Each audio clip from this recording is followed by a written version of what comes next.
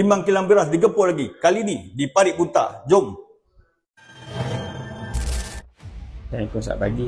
Saya bertiga daripada Kementerian Perdagangan. Kita menyertai bersama dengan kawal sedia tadi dan kita bawa juga sekali dengan Meteorology Corporation. Pemeriksaan kita adalah dari segi penimbang itu sendiri. Ini adalah indikator, indikator penimbang.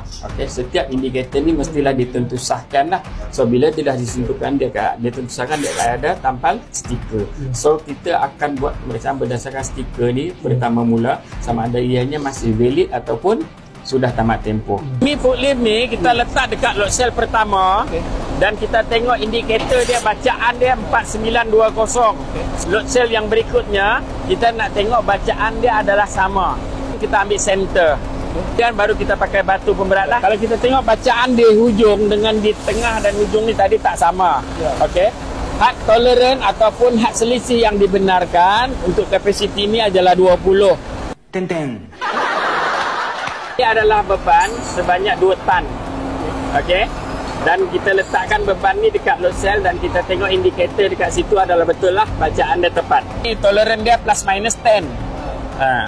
Dia kurang sikit tapi masih dalam had toleran lah. Kita tengok untuk 10 kilo ke bawah dia tepat. Tapi untuk 10 kilo ke atas dia ada minus.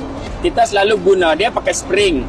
Bila kita selalu guna 20 and then bila guna 40 spring tu keras. So, tapi keseluruhan dia in between lah dalam toleran. So hari ni daripada Kementerian Perdagangan kan kita berpeluang untuk buat pemeriksaan ke atas mesin penimbang dan ketepatan diakui lah sebagaimana yang telah ditentusahkan. Satu kesalahan memang wujud, sekiranya wujud dia akan diambil tindakan. Yang keduanya pihak pengusaha juga akan rugi. Jadinya kena ada berkala lah. Okey, timbangan yang kami periksa tak ada masalah. Alhamdulillah. Follow kami untuk video yang seterusnya.